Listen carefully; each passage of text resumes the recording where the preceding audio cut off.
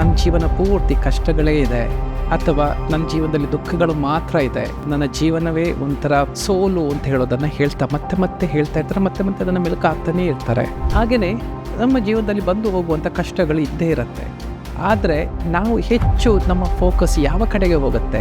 ಸಕಾರಾತ್ಮಕ ಮನೋಭಾವ ಅಂತ ಹೇಳುವಂಥದ್ದು ನಮ್ಮ ಜೀವನವನ್ನು ಖುಷಿಯಾಗಿ ಇಟ್ಟುಕೊಳ್ಳಿಕ್ಕೆ ಬಹಳ ಒಂದು ಇಂಪಾರ್ಟೆಂಟ್ ಆಗಿರುವಂಥ ಒಂದು ವಿಷಯ. ಇದು ಮನಸ್ಥಿತಿ. ಇದನ್ನು ಹೇಗೆ ಬೆಳೆಸ್ಬೋದು ನಾವು? ನಮ್ಮ ಸಬ್ಕಾನ್ಷಿಯಸ್ ಮೈಂಡ್ನಲ್ಲಿ ಸಕಾರಾತ್ಮಕ ಮನೋಭಾವವನ್ನು ಬೆಳೆಸಲಿಕ್ಕೆ ಒಂದು ಬಹಳ ಸುಲಭವಾದ ಎಫೆಕ್ಟಿವ್ ಆಗಿರುವಂಥ ಒಂದು ಮೆಥಡ್.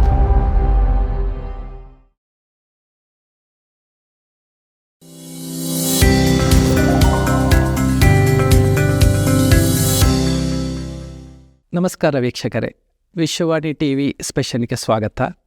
ನಾನು ಡಾಕ್ಟರ್ ನವೀನ್ ಯಲ್ಲಂಗಳ, ಮನೋವಿಜ್ಞಾನಿ. ಸಾಮಾನ್ಯವಾಗಿ ನನ್ನ ಹತ್ರ ಬರುವಂಥ ಕೆಲವು ವ್ಯಕ್ತಿಗಳು ಹೇಳೋದನ್ನು ಕೇಳ್ತಾ ಇರ್ತೀನಿ. ಏನಂತಂದರೆ, ನನ್ನ ಜೀವನ ಪೂರ್ತಿ ಕಷ್ಟಗಳೇ ಇದೆ, ಅಥವಾ ನನ್ನ ಜೀವನದಲ್ಲಿ ದುಃಖಗಳು ಮಾತ್ರ ಇದೆ. ಈ ವಿಷಯಗಳನ್ನು ಮತ್ತೆ ಮತ್ತೆ ಅದನ್ನೇ ಹೇಳ್ತಾ ಇರ್ತಾರೆ. ಅದಕ್ಕೆ ಅದು ಸರಿ ಅಂತ ಹೇಳಲಿಕ್ಕೆ ಒಂದಿಷ್ಟು ವಿಷಯಗಳನ್ನು ಅವರು ಅಂಡರ್ ಪಾಯಿಂಟ್ ಮಾಡ್ತಾರೆ.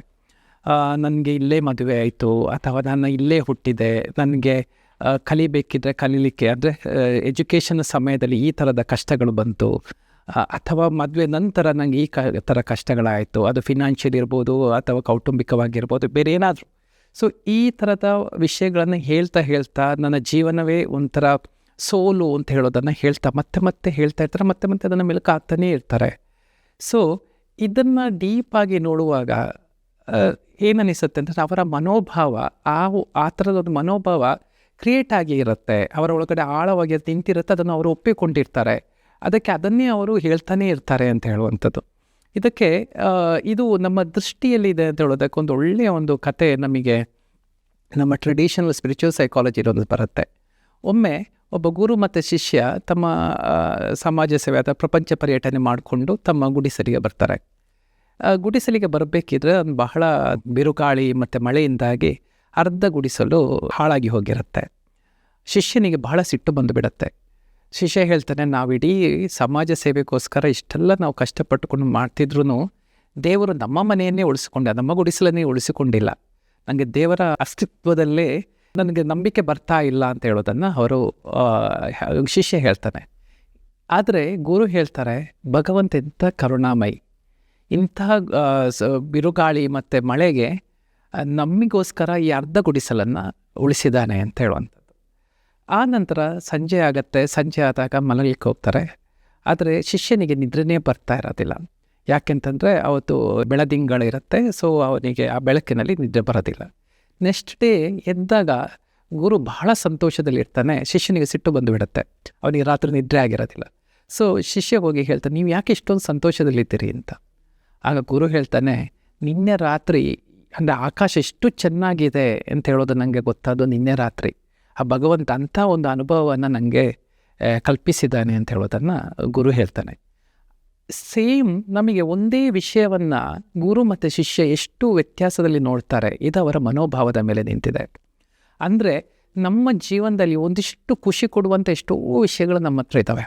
ಹಾಗೆಯೇ ನಮ್ಮ ಜೀವನದಲ್ಲಿ ಬಂದು ಹೋಗುವಂಥ ಕಷ್ಟಗಳು ಇದ್ದೇ ಇರುತ್ತೆ. ಆದರೆ ನಾವು ಹೆಚ್ಚು ನಮ್ಮ ಫೋಕಸ್ ಯಾವ ಕಡೆಗೆ ಹೋಗುತ್ತೆ? ಇದು ದೊಡ್ಡ ಪಾತ್ರ ವಹಿಸ್ತದೆ.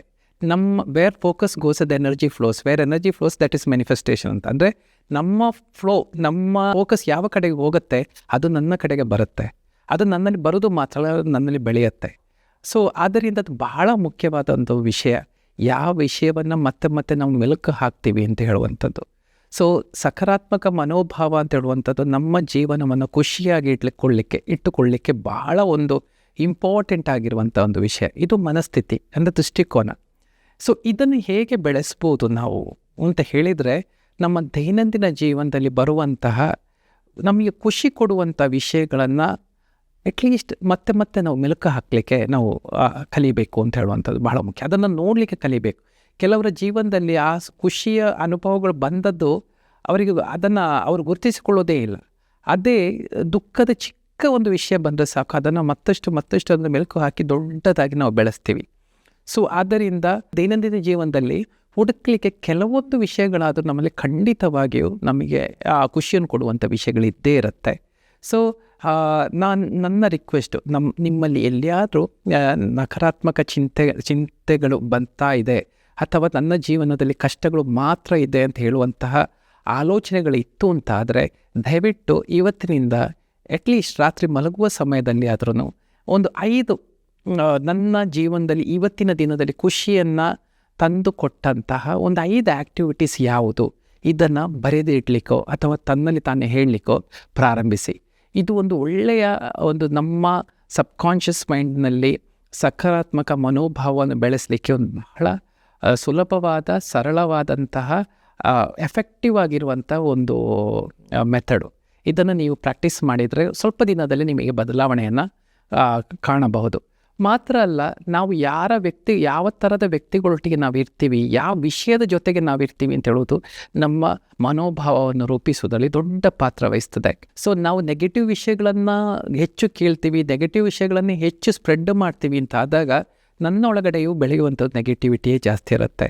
ಸೊ ಆದ್ದರಿಂದ ದಯವಿಟ್ಟು ಇದೊಂದು ನೆನಪಿಟ್ಟುಕೊಳ್ಳಿ, ನೆಗೆಟಿವ್ ವಿಷಯಗಳು ನಿಮ್ಮ ಹತ್ರ ಬಂತು ಅಂತಂದರೆ ಅದನ್ನು ಆದಷ್ಟು ಬೇಗ ಅದರಿಂದ ನೀವು ಡಿಟ್ಯಾಚ್ ಆಗಲಿಕ್ಕೆ ಪ್ರಯತ್ನಿಸಿ. ಅದನ್ನು ಯಾವತ್ತೂ ಸ್ಪ್ರೆಡ್ ಮಾಡಲಿಕ್ಕೆ ನೋಡಬೇಡಿ ಅಥವಾ ಇನ್ನೊಬ್ಬರಿಗೆ ಹೇಳಲಿಕ್ಕೆ ನೋಡಬೇಡಿ ಅಥವಾ ನಿಮ್ಮಲ್ಲೇ ಬೆಳೆಸಲಿಕ್ಕೆ ನೋಡಬೇಡಿ. ಬದಲಾಗಿ ಒಂದು ಪಾಸಿಟಿವ್ ವಿಷಯಗಳು ಬಂತು ಅಂತಿದ್ದರೆ ಖಂಡಿತವಾಗಿಯೂ ಅದನ್ನು ಎಷ್ಟು ಜನರಿಗೆ ಸ್ಪ್ರೆಡ್ ಮಾಡಲಿಕ್ಕಾಗತ್ತೆ ಅಂದರೆ ಹೇಳೋಕ್ಕಾಗತ್ತೆ, ಅಷ್ಟು ವ್ಯಕ್ತಿಗಳಿಗೆ ನೀವು ಅದನ್ನು ಹೇಳ್ತಾ ಹೋಗಿ. ಹೇಳ್ತಾ ಹೋಗಬೇಕಿದ್ರೆ ನಿಮ್ಮೊಳಗಡೆಯೂ ಅದು ಬೆಳೀಲಿಕ್ಕೆ ಪ್ರಾರಂಭ ಆಗುತ್ತೆ. ಯಾವಾಗ ನಿಮ್ಮೊಳಗಡೆ ಬೆಳೀಲಿಕ್ಕೆ ಪ್ರಾರಂಭ ಆಗುತ್ತೋ ಅದೇ ಥರನೇ ನೀವು ಅಂಥ ವಿಷಯಗಳನ್ನು ಹೆಚ್ಚು ನೋಡಲಿಕ್ಕೆ ಪ್ರಾರಂಭ ಮಾಡ್ತೀರಿ. ಸೊ ಇದರಿಂದ ಅದೇ ಥರದ ಅನುಭವಗಳು ನಿಮ್ಮಲ್ಲಿ ಪ್ರಾರಂಭ ಆಗುತ್ತೆ. ಸೊ ನಿಮ್ಮ ಒಳಗಡೆ ಏನಿದೆಯೋ ಅದನ್ನೇ ನಿಮ್ಮ ಹೊರಗಡೆಯಲ್ಲೂ ನೋಡಲಿಕ್ಕೆ ಪ್ರಯತ್ನಿಸುತ್ತೆ ನಮ್ಮ ಮನಸ್ಸು.